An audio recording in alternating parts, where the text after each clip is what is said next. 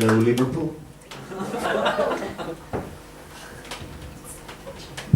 My name is Harri Soinila, and I have been blessed with a very large penis. But you know, he was a weird priest.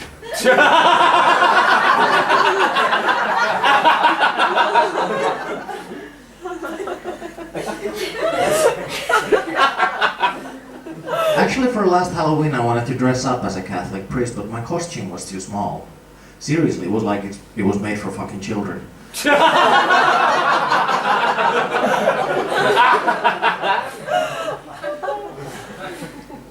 know, humor in my life has always been a little bit like sex, in that I started at a fairly young age.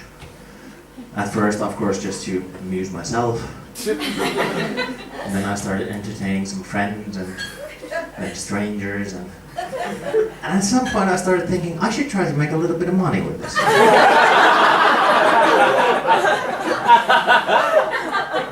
And it works like a charm, because charms are these magical little talismans that don't actually do shit. Works like a charm. It's a weird expression though, isn't it? Because we use it when something works, even though it's like saying, wow, that works like sarcasm on Facebook. Or wow, that works like a Finnish guy telling jokes in English in Liverpool.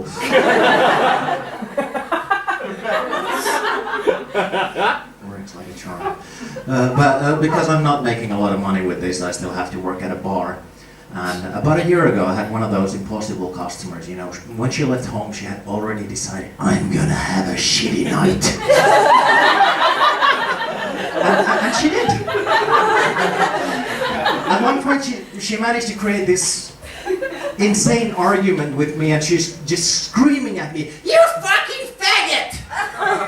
And I'm like, whoa, but then again, the customer's always right, so I had no option but to start getting used to the taste.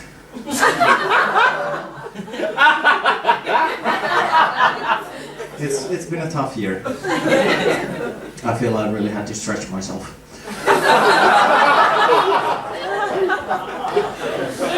Too far? Every time I tell that joke, there's this insecure little straight guy in the back of my head screaming, tell them you're not actually gay! I'm like, come on, I'm wearing cowboy boots and a cowboy hat, they know what's up. But speaking of Brokeback Mountain, did you ever think about how, when those two guys started having sex with each other, how relieved were the sheep?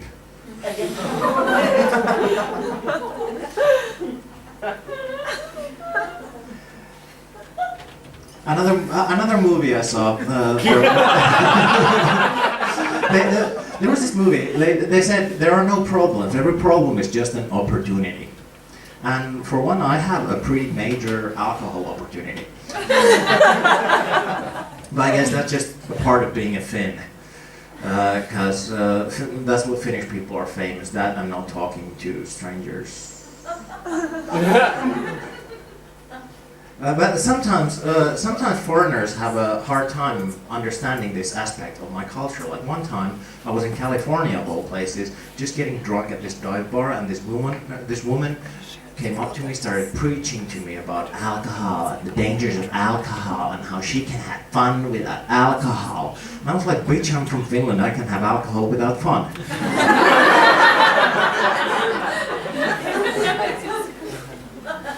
But of course, not all Finnish people are like that. It's just a stereotype. I have some friends who are, you know, the type of people who have 2 beers and then they're like, I should stop drinking now, I'm starting to get drunk. That's why you drink, motherfucker! Like, that's the only thing you stop when you're starting. Because you should have commitment, you should have follow-through.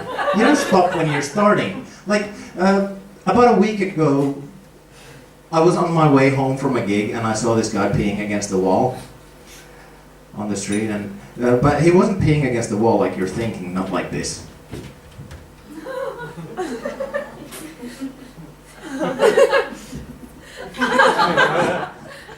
No, he was peeing against the wall like this.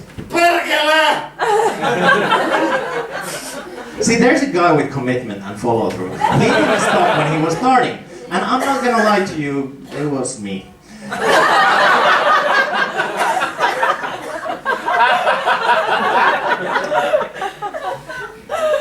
You know how they say sex is better when you're in love? I think it's true. Sex is better when you're in love. But so's ping pong. Everything is better when you're in love. But in every new relationship, there is that scary moment. The first time you have to suggest something a little different, something kinky to your new partner. I mean, you know you're a disgusting perv, but you don't know if he is yet.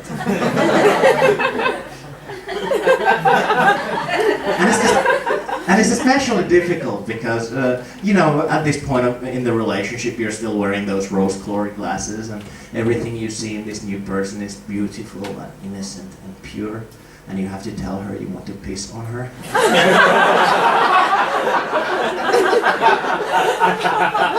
It's amazing.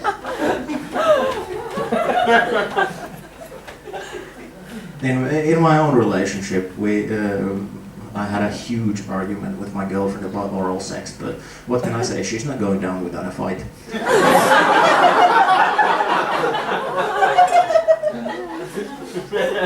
But I'm ashamed to say it got completely out of hand, and in my anger I called my girlfriend a whore, and I'm afraid she's going to make me pay for it.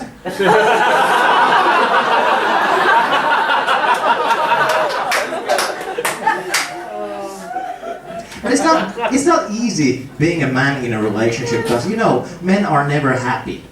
When we're in a relationship, we want freedom. When we're single, we want somebody to hold on to. When we're married, we just want to die. Because that whole till death do you apart thing, when that was invented, the life expectancy was like 30. So it was like a 10-15 year commitment, and even men are okay with that. That's why a dog is a man's best friend.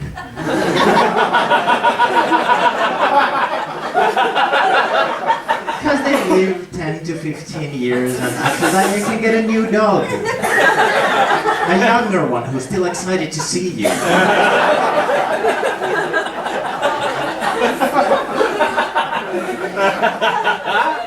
Guys, you can get 2 dogs.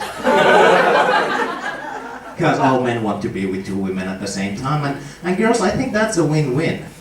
Because that way, after sex, there are 2 people present who want to cuddle and spoon and talk about feelings.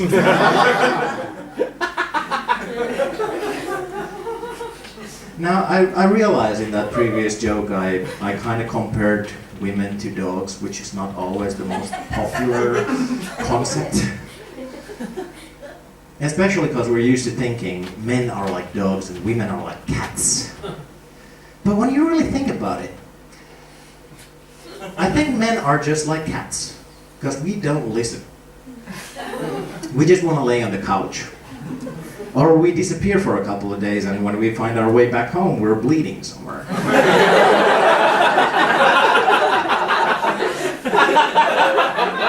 Possibly bringing home a dead animal. Whereas dogs, they always want to know where you're going. Can I come? Can I come? They love shoes.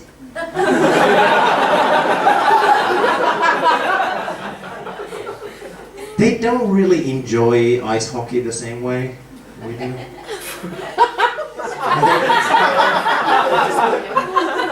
And they can eat dangerous amounts of chocolate. And they lick balls.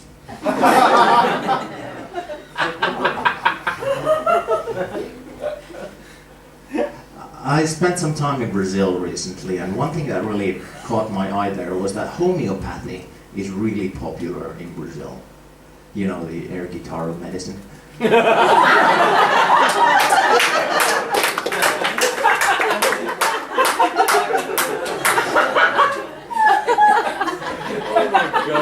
The medicine people here. But you know, they studied whether homeopathy works or not, and one of the studies, my favorite one, found that homeopathy works almost as well as a placebo. Which is saying something. I mean, it turns out the sugar pill pushers are right. Nothing is better than homeopathic.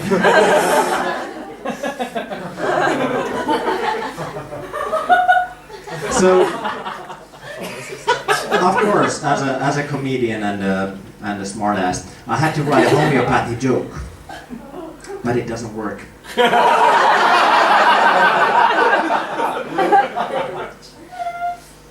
One time in Brazil, I was telling these jokes to an audience, and there was this big, one of those big, flamboyantly straight Latin guys, hairy all over, wearing a gold chain around the neck just to know where to stop shaving.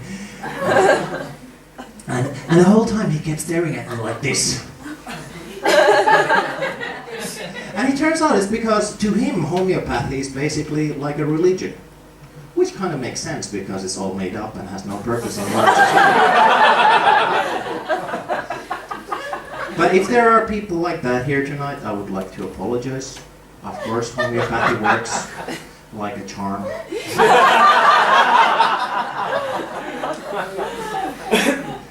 Another thing that is like a religion to Brazilians is, of course, football. And I suppose it's like a religion to me too, in that I hate it. But a friend of mine tried to explain football to me.